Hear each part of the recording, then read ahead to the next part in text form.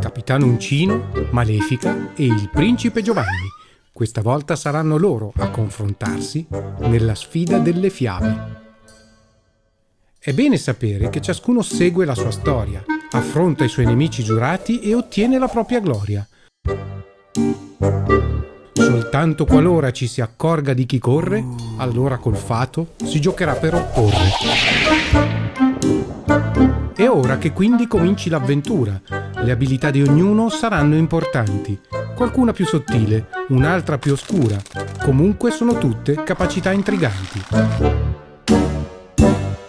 Peter Pan, Uncino lo deve sconfiggere, sulla Jolly Roger il colpo ferale infliggere.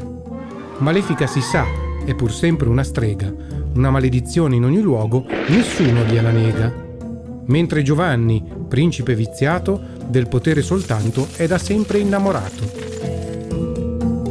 Ed ecco che ora si cercano alleati, che presto ci aiutino a sconfiggere gli eroi, ed anche per compiere i lavori più disparati, purché alla fine ci tolgano dai guai.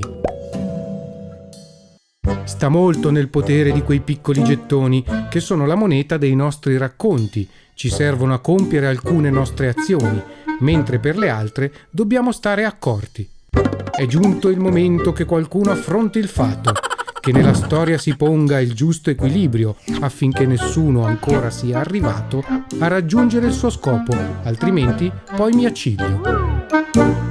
Nel mentre il tempo passa e ognuno gioca la sua storia, cerca di fare man bassa e trovare per primo la ricercata gloria. Chi poteva immaginare che un giorno avremmo fatto il tifo per la strega malefica della Bella Addormentata?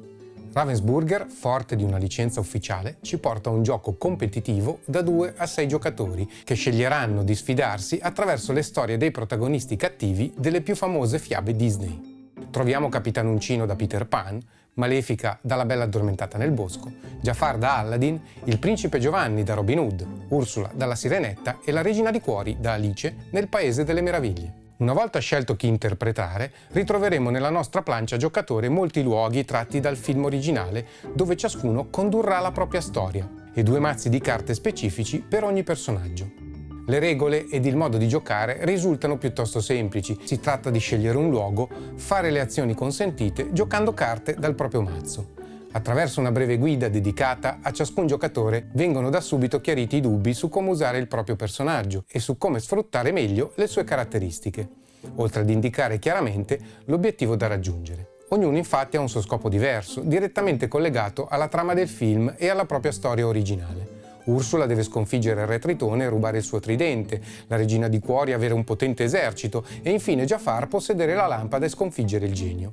Gli altri li abbiamo conosciuti prima. Tutto il gioco ci riporta alla mente i cartoni animati originali e grazie all'aiuto dell'immaginazione possiamo rivivere gran parte degli eventi narrati da un punto di vista un po' diverso. Durante la partita ci si concentra principalmente sulle proprie azioni ed obiettivi, ma è consigliabile conoscere fin da subito anche quelli degli altri, così da rendere più interattivo e divertente tutto lo svolgimento del gioco. Le carte Fato, infatti, consentono di fare dispetti e ostacolare gli altri giocatori, utilizzando gli antagonisti reali delle rispettive fiabe. Così i cattivi diventano protagonisti che cercano di raggiungere uno scopo. Da questo punto di vista, il sistema di gioco fa un lavoro egregio, evitando di utilizzare riferimenti negativi, usando gli scopi dei personaggi come obiettivi di un'avventura. Le bellissime miniature si usano per spostare i protagonisti sulle planche, diverse per ogni personaggio e che riportano le azioni che in quel determinato luogo si possono svolgere. In tutto questo aiutano ulteriormente delle carte riassuntive, disponibili per ogni giocatore, che spiegano nel dettaglio le icone delle azioni e gli scopi dei personaggi.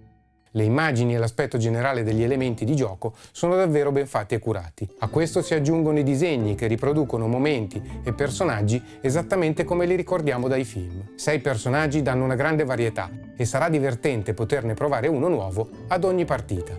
Il gioco è semplice, facile da spiegare e da imparare, adatto a tutta la famiglia e se dovessimo decidere di far divertire i più piccoli, basterà giocarci insieme e sono certo che riusciremo a coinvolgerli.